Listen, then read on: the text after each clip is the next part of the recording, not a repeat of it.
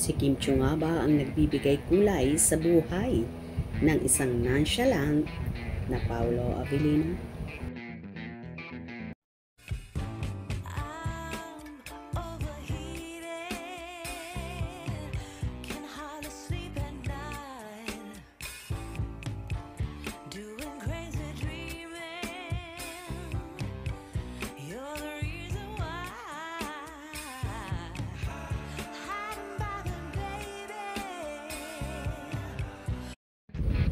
Nakakatuwa talaga ang mga Kim Pao supporters sa napapansin sa mga bida ng new series na The Alibay na sina Kim Chiu at Paolo Avellino.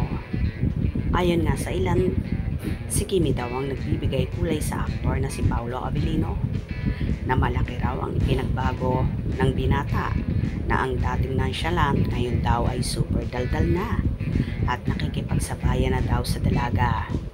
Kahit nga kapag nagkukwentuhan lang sina Kim at Paolo ay kitang-kita na in the mood ang pagkukwento ni Paolo with matching action pa. Habang nag-uusap sila ni Kim at naglalakad, nakuhanan ang naturang video na yon after nga ng naging shooting ng kanilang series.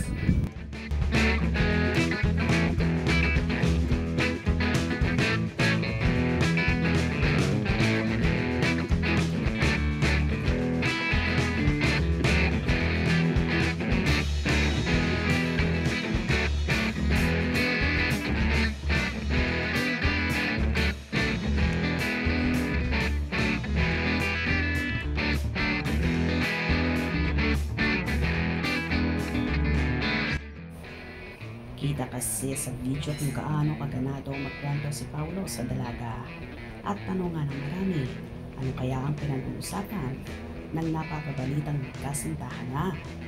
Narito naman ang hanash ng mga fan. Forever and ever, Kim Pao. Legit po ba ito?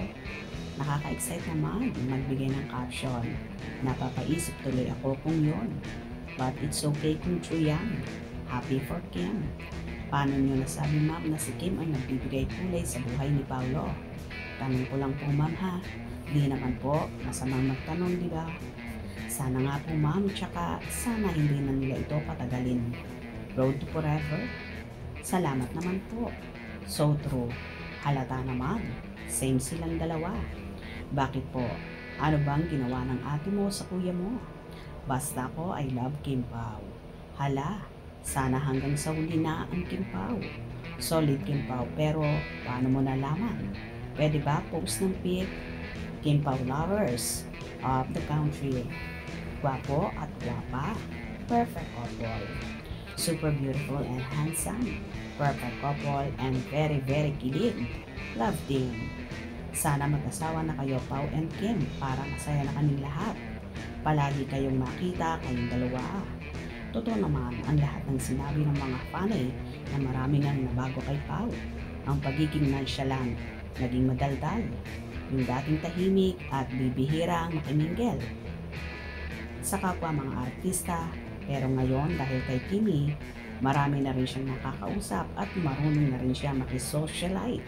Bukod pa dyan, kung dati-rati ay sinasabing snob at suplado ang aktor, aba ngayon, isang high lang sa kanya, kusa na siyang bumabati at kumakaway din na tila nahawa na rin kay Chinita Princess. Bukod pa dyan, maalaga, mapagmahal sa mga supporters, lalong higit sa mga senior citizens kung saan panay ang mano niya kapag may mga thunders na nakikipag-picture at nakikipag-usap sa kanya. Anyway, naniniwala ba kayo na si Kimi nga ang nagbibigay kulay, buhay at bumubuo sa sarili ng isang Paolo Avellino? Agree ba kayo doon? Hope you enjoyed. Please subscribe for more info.